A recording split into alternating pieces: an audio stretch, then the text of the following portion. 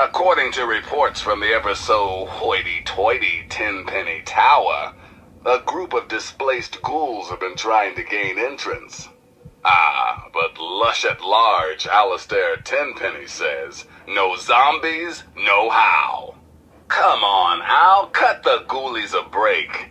If they've got the caps and you've got the space, it's a win-win, right? What do you say? Until next time, this is Three Dog, ow! And you're listening to Galaxy News Radio, bringing you the truth, no matter how... Hello everyone, the Army of Otters here, and welcome back to the Unexplored Capital Wasteland. Today we're going to be taking a look at the ever-so-famous Tenpenny Tower. Now this is a location that I have a lot of memories of from the first time that I ever played this game, and I was kind of shocked at the outcome of my decisions, and we'll talk more about that as we progress through the video. We'll be showing two different outcomes that are possible with Tenpenny Tower, and we learned that both sides are kind of fucking dicks, so there is really no good true ending to this place. But let's go ahead and dive into it. As you probably know, Tenpenny Tower is in the southern part of the map, kind of a bit to the west, but mainly in the middle of the map. We're also going to be looking at the nearby Warrington Station and Warrington Trainyard. Now, if you approach from the south, kind of like I do, you will find all of these houses that are just below, kind of surrounding Tenpenny Tower.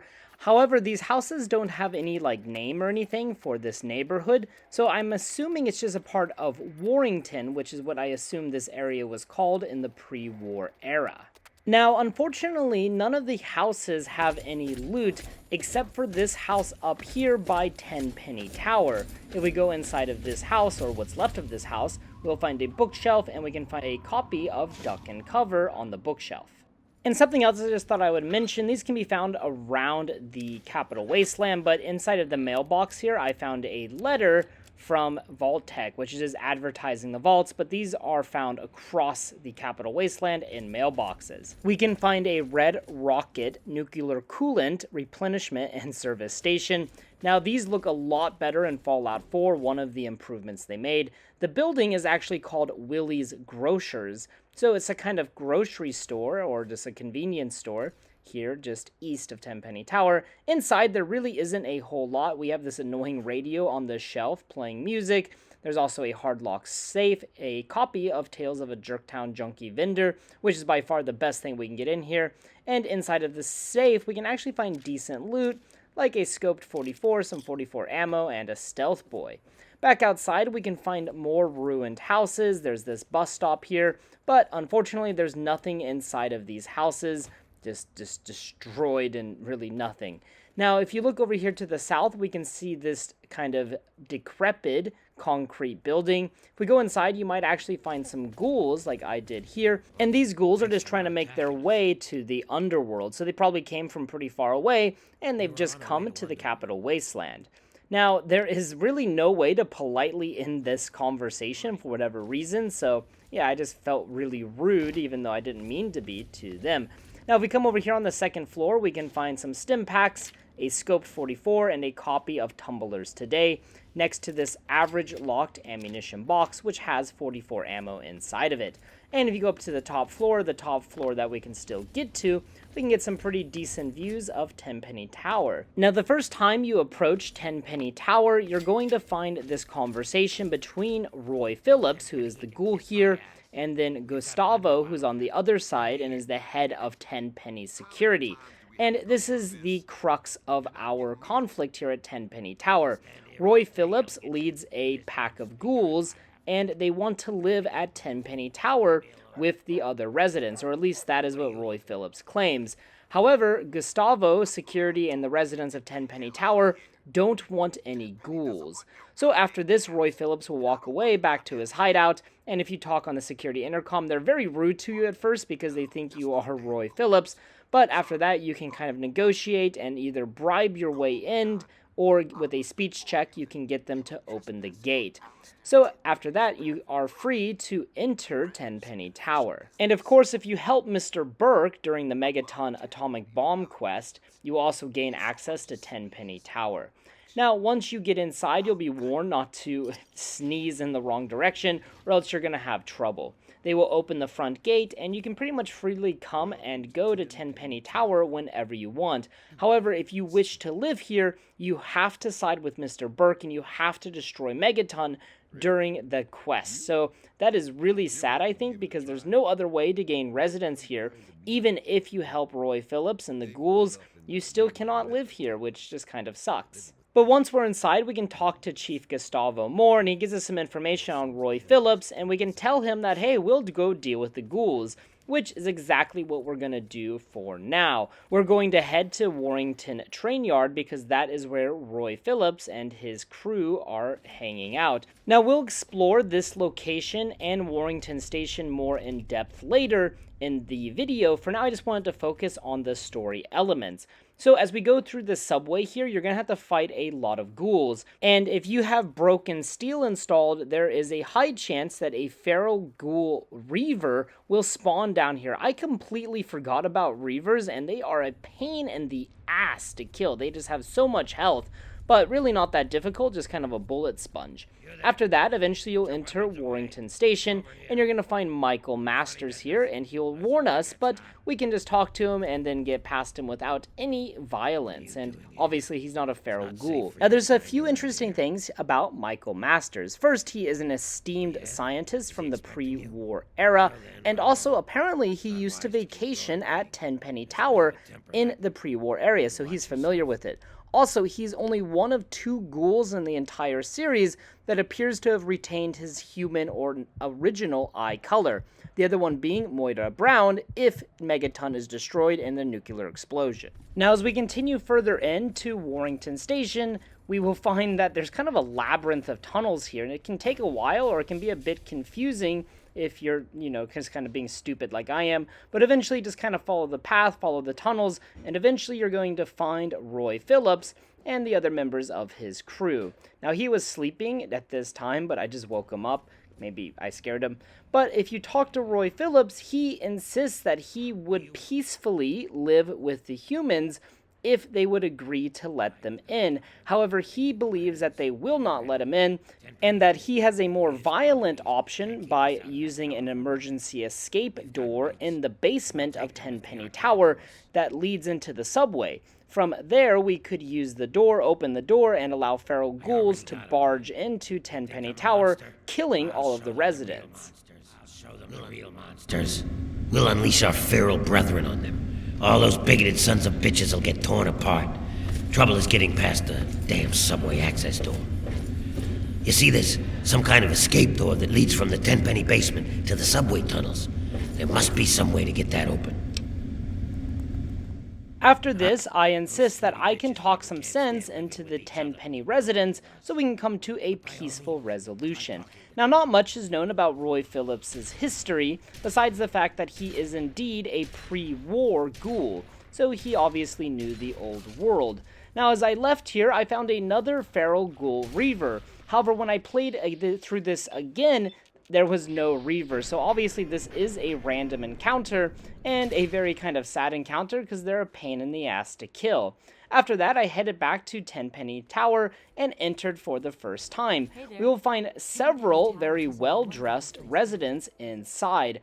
Now, some of these residents, like Anthony Ling, absolutely hate ghouls. Now, Mr. Ling here runs a clothing shop, and he is very competitive against the other clothing store within Tenpenny Tower, run by Lydia Montenegro.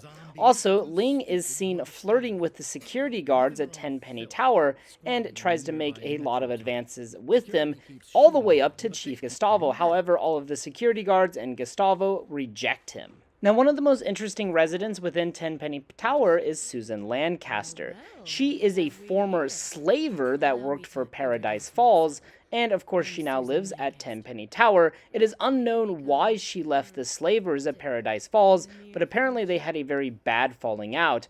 Now she works as a courtesan at Tenpenny Tower and services several of the people here, including Dr. Banfield, Herbert Dashwood, and Alistar Tenpenny himself. She also has a rivalry with one of the female residents, Millicent Wellington. And she's also carrying out an affair with Millicent's husband, Edgar. And we can actually use this information to get rid of all three of them from Tenpenny Tower, which will make our lives a lot easier in helping out the ghouls. Now, in order to get the ghouls to move into Tenpenny Tower with the humans, we're going to have to convince several residents to either accept the ghouls or to force those residents to somehow leave Tenpenny Tower. Now, upstairs, I just wanted to show off this bedroom real quick. It appears to be maybe one of the owners of one of the clothing store's rooms, because there's a lot of clothing and stuff like that inside. Now, if we go up through this door here, we can go to the resident area of Tenpenny Tower, where we find the rooms of many of the more prominent residents here.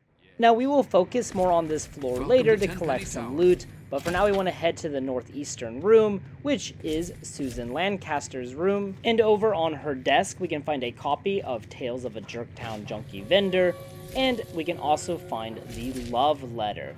This is the letter that will prove of her affair with Mr. Wellington. Now, I'm not going to actually read the letter because it's just a love letter from Edgar Wellington, but I do have to say Edgar comes across as pretty darn naive, since apparently he doesn't really know about Susan's job or kind of her promiscuous nature. But very convenient for us, Miss Millicent Wellington and her husband were just down the hallway, so it's very easy just to go up to her, and, well, she's kind of a bitch, but anyways, after we go through some dialogue with her, we can, there's that line of dialogue. Anyways, we can give her the love letter that we found, and Miss Wellington is very trusting of us. She doesn't question its validity, she just accepts it at face value, and she pulls out a gun out of nowhere and proceeds to kill her husband. But because they were standing so close to each other, for me, I had this kind of funny situation play out. I'm sure. You broke your sacred promise. Well, what are you talking about, dears? Is everything all right? Let me remind you, till death do us part.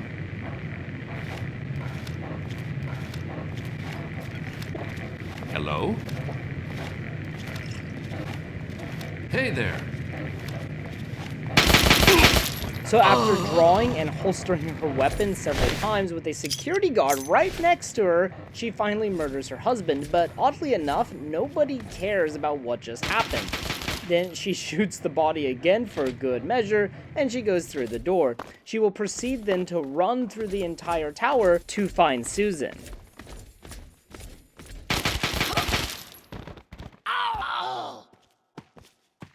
I love that stupid man. Now that he's gone, I'm lost. What the fuck? So this is just a very crazy sequence of events that is a little bit glitched, if I do say so myself. I've seen some other funny videos about this encounter on YouTube, and I just wanted to add, I actually had no clue this was possible until I was making this video, and I found out, obviously, about this possible encounter with the Wellingtons and Susan Lancaster. And during all of this, security just doesn't care, and then Miss Wellington will just leave Tenpenny Tower. However, if the gate is closed at Tenpenny Tower, well, then her pathing just screws up, and she just kind of walks back and forth in this corner until the gate reopens. Just a really funny series of events. So we have to actually fast travel outside again to Tenpenny Tower, and then if we go to the security intercom, the gate will open, and now Miss Wellington will leave Tenpenny Tower and will wander the waste, where she can be killed, or you might find her at a place like outside a Megaton. Anyways, after that fun distraction, we can use the elevator to go to the top of Tenpenny Tower, and we can go talk to Mr. Tenpenny about allowing the ghouls to move into his tower. We have to pass a speech check with the security guard here, but for me, someone with 100 speech, that will not be a problem. Also worth mentioning, in Tenpenny's room, we can find a copy of Lying Congressional Style.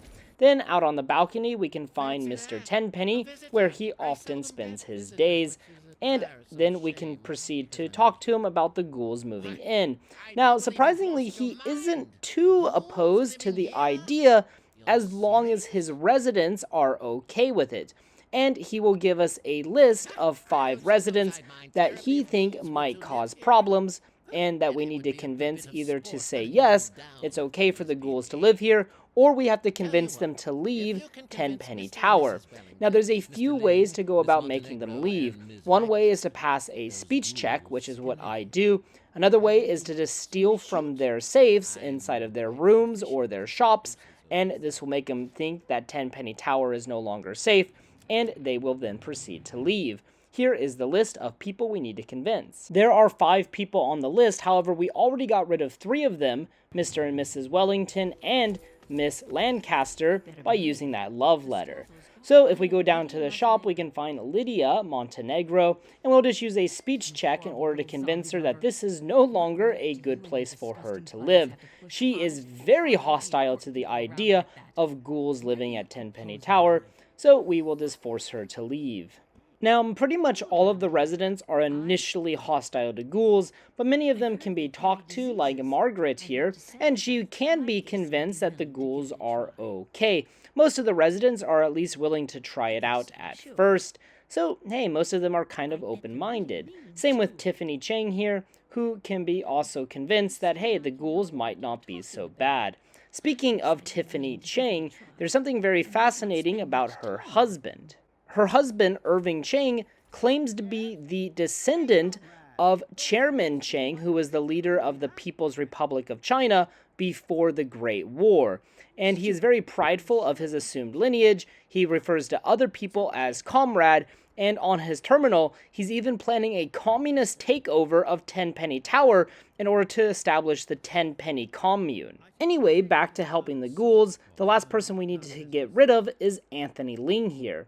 And he is extremely hostile to the idea of having ghouls live in the tower. He believes they are not even human and says that they eat their own babies. But a quick Google search will let us know that no, in the Fallout universe, ghouls cannot have babies, just like I thought, because they're mutated, they are sterile. But a quick speech check will convince Mr. Ling here to leave Tenpenny Tower, and then he will leave. Now, all of these people that do leave will make their way outside where they can die, or they might make their way to a place like Megaton. However, they'll never actually enter Megaton. Anyways, after this, we can go talk to Mr. Tenpenny and let him know that, yes, his residents are now okay with the ghouls moving into his fine tower. And he says, okay, problem resolved, and he'll give you 500 caps for dealing with this situation. After this, we'll head on back down to Wellington Station, talk to Roy Phillips, and let him know the good news. And Roy Phillips will be a bit surprised that we accomplished this task of making a peaceful resolution, but he'll accept it, and then he will make his way to Tenpenny Tower along with his crew.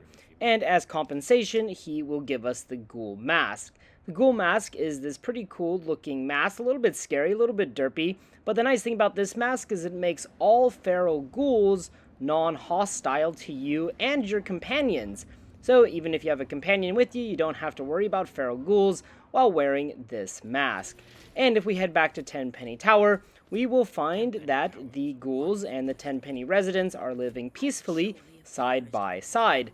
We have security guards, we have the ghouls, and the ghouls kind of just say the same dialogue as the normal residents. We can talk to Chief Gustavo, and he's a bit surprised, mentioning that he personally never would have allowed those zombies or ghouls to live with them, but hey, if Tenpenny's okay with it, then he will, just continue his job. And if we actually talk to the residents of Tenpenny Tower, for the most part, they seem pretty happy with their new ghoul neighbors. They're talking about how they're buying a lot of food, eating.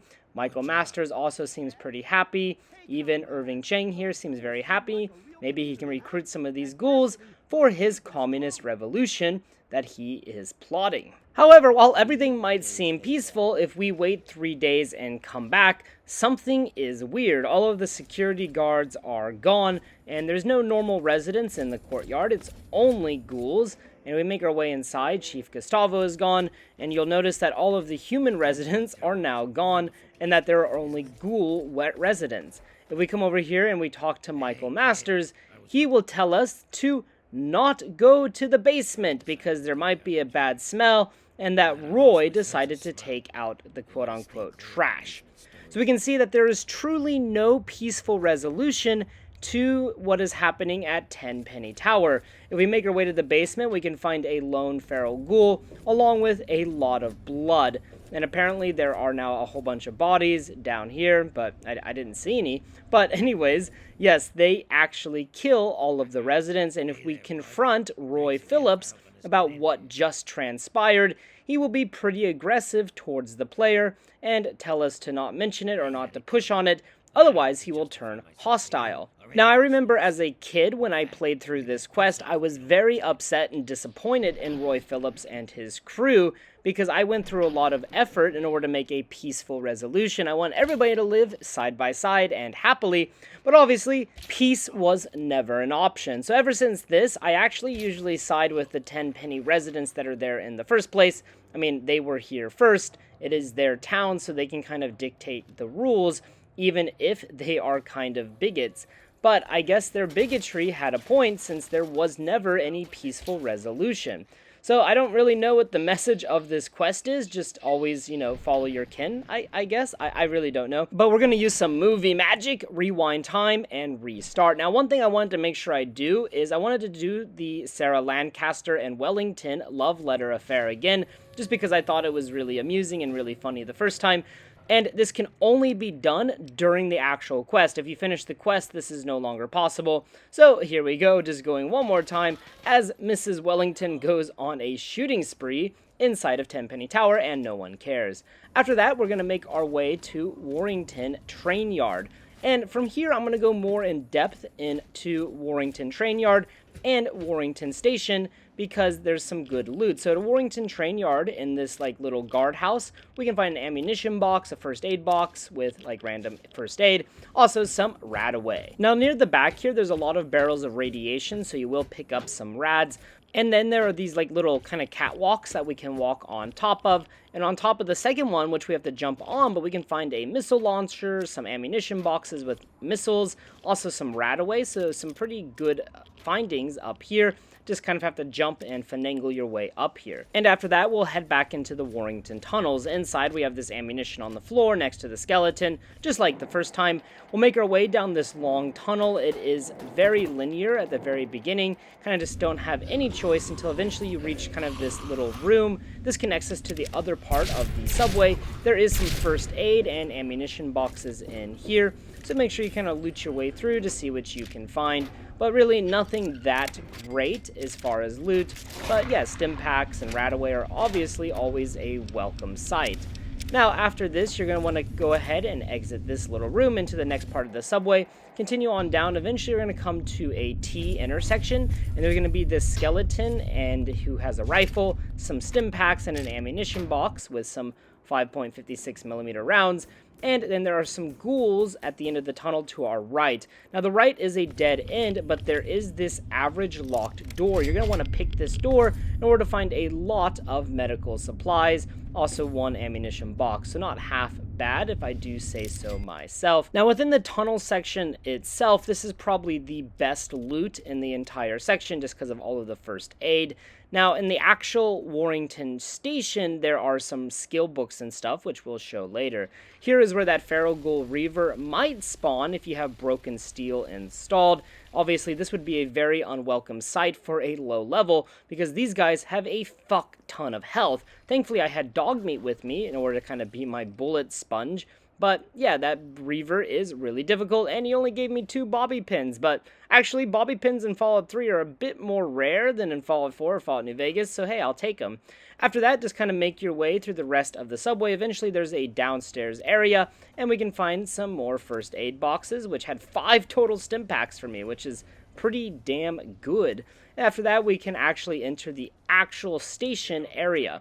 Again, we will be talking with Michael Masters. Now, I was trying to get Michael Masters to attack me, but for whatever reason, he wouldn't, because if they attack you first, then you won't lose any karma. You could also lure the ghouls, the feral ghouls, to them, and they actually will attack the feral ghouls, despite the fact that the feral ghouls won't attack them initially. I guess they're fighting them because they're fighting you, question mark. But anyways, after this, if we go back to where Roy Phillips is, there is a Nuka-Cola bottle between these metal boxes. We will then talk to Roy Phillips, and I was able to get Roy Phillips to turn hostile to me, but even once I killed him, I still lost karma. So I don't really know how you could do this without losing karma. Perhaps I should have let him physically shoot me first, but it really didn't matter all that much because even after killing all of these people and losing karma, I still had very good karma rating. So no harm, no foul. After that, at the back of the room, we have some ammunition boxes. Everything in here is considered stealing, so keep that in mind. And in this box, we have a copy of Pugilism Illustrated. Not half bad. Then we have to kill the last one here, Michael Myers. Here I used a different strategy. I just kind of got his health down a little bit, and I let Dogmeat do the rest of the dirty work, and I didn't lose any karma for killing Michael, even though Michael, to me, is like the nicest one out of the bunch. But hey, anyways, after this, head down this kind of like service tunnel, and eventually you're going to come into this small room. You're going to want to open this door to a closet with this red light. I got a little confused in here because I couldn't really see it, but up on this shelf, on the shelf by the door, there's a copy of Dean's Electronics, so make sure you pick up that bad boy. Also some railroad spikes and some ammunition. After this, if we head back towards where the emergency exit to Tenpenny Tower is, we can find a big book of science. This one is not considered stealing, so I guess it's not within the ghoul's possession. But that pretty much sums up all of the loot within Warrington Station. After that, we can leave Warrington Station, and we're going to come out over here by these couple of buildings, maybe an old shopping center in Warrington during the pre-war era. I had a fight between a sentry bot and a rad scorpion over here. Also, there was a protectron that decided to join the fight. So I took out the sentry bot with some missiles, and Dogmeat was just kind of like looking at him. Thanks a lot, Dogmeat, there. But anyways, after taking them out, one of the shops is kind of still open. This shop right here, called Lucky's, has a scavenger inside of it who we can trade with. And there are a few items of note in this shop. One is behind the register. We can find another copy of Pugilism Illustrated, which is pretty good. Also over here, we can find a bottle of Nuka-Cola Quantum. However, it is considered stealing, so you're going to want to hide and then take the Nuka-Cola Quantum. Obviously, though, you will lose karma, so it's up to you. And also, we can find a very small garden gnome. I don't know if you're interested in that, but hey, you could put it in your house to decorate on this shelf here, kind of towards the back of the shop. But again, it is considered stealing, so make sure you are hidden before you take it. Otherwise, the scavenger will attack you. The scavenger can obviously fix your weapons. He only has 12 repair skill, though, and we can obviously trade with him as well. As I left, I was ambushed by these Talon Company mercs, so I don't know if this is a scripted event. I couldn't find anything about it or if it was just random, but do be careful as you exit. Then if we head back to Tenpenny Tower and talk to Chief Gustavo, we can tell him the good news that Roy Phillips and his crew are dead, and that those ghouls will no longer be an issue for the residents of Tenpenny Tower. He will reward us with 700 caps. The worst thing about this ending, in my opinion, is we cannot acquire the ghoul mask. However, ghouls are, for the most part, pretty easy to kill, besides feral ghoul reavers. Those guys are fucking terrible. But other ghouls are simple enough, so it's not too big of a loss. Also, just kind of get some XP. And from here, we'll take a look around Tenpenny Tower. Now, on the top floor, like the penthouse floor, there is a suite up here, which you can use as player housing if you side with Mr. Burke and you destroy Megaton, which is very evil and very sad indeed, and something I don't really want to do, so I will never live in Tenpenny Tower. But besides that, we also have the Chang's bedroom up here. I don't know why the Changs live up here or how they got that bedroom, but yeah, pretty interesting they live up here, considering that Mr. Chang wants to overthrow Tenpenny and establish a communist utopia within the tower. Now, if we head on downstairs, I wanted to just quickly show off Dr. Banfield, who's this old doctor that can obviously heal us. However, I was unable to trade with him, which I thought was kind of interesting, so I could not buy medical supplies from him. Also worth mentioning is Herbert Dashwood is one of the residents of Tenpenny Tower. Now, obviously, Herbert Dashwood is the star of Galaxy News Radio's radio drama about, well, his life and his adventures. He was a wasteland adventurer, and a very accomplished adventurer, if I do say so myself. Now, interestingly, he did travel with his ghoul sidekick, a 200-year-old ghoul named Argyle. So it would seem to me that Herbert would be perfectly fine with ghouls, and I'm surprised he doesn't play a larger role during the Tenpenny quest, because I'm sure that he does not have any ill will towards ghouls since his best friend was in fact a ghoul. And inside of his bedroom, as you can see here, he has various treasures from around the Capital Wasteland. Also, he has a whole bunch of baseball equipment over on this shelf, which I just thought was really cool. Then as we come into this room, this is obviously the Wellington's room where Mr. Wellington's body is just lying in the chair. I don't know why that made me laugh so much, but anyways, really not a whole lot inside of this room. There is an average locked safe, which we can pick, but there was really nothing of interest inside of it, so I was like, don't even bother.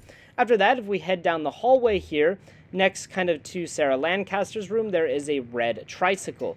This red tricycle is a reference to the movie The Shining, where Danny is riding his tricycle and encounters the two little girls. One of the most famous scenes in cinema and definitely in horror. And then in the bedroom to the southeast, we have an alcoholic's room because there is alcohol everywhere. This room kind of cracks me up. There are these like little pedestals with bottles of alcohol on them.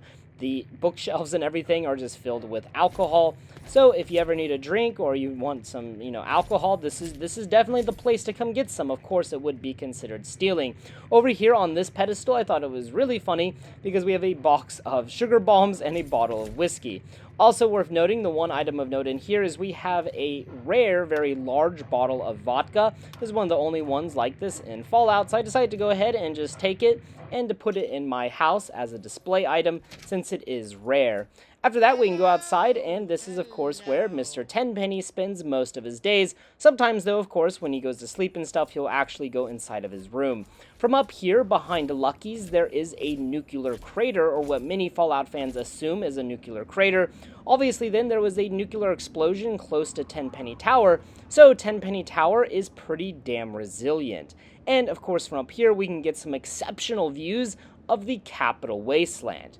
And there you guys have it, Tenpenny Tower. I had a lot of fun making this video, exploring Tenpenny Tower, exploring some of its characters, and of course, exploring the nearby Warrington. Now, if you've watched this long, thank you so much, and I am curious, what do you guys do at Tenpenny Tower? Do you side with the residents, or do you side with Roy Phillips and his crew? Let me know in the comments section below. And before you leave, here are some interesting facts about Tenpenny Tower. Obviously, Tenpenny Tower only appears in Fallout 3. However, in Fallout New Vegas, you can often find the picture of Tenpenny Tower throughout the world. Some examples include the Tops Casino and the RepCon test site. So be on the lookout and you too might see Tenpenny Tower. And the last thing, Bethesda's developers confirm that Tenpenny Tower was slightly inspired by Fiddler's Green, which is a skyscraper in George Romero's Land of the Dead, and this is why the residents of Tenpenny Tower refer to ghouls as zombies.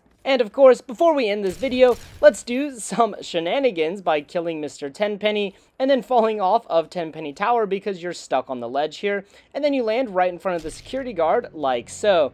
Now, something I did learn that I never realized before is you can use VATS while in mid-air. I was able to launch this mini nuke at that security guard while I was plunging to my death. I sent him flying and then my body crumbled into the ground.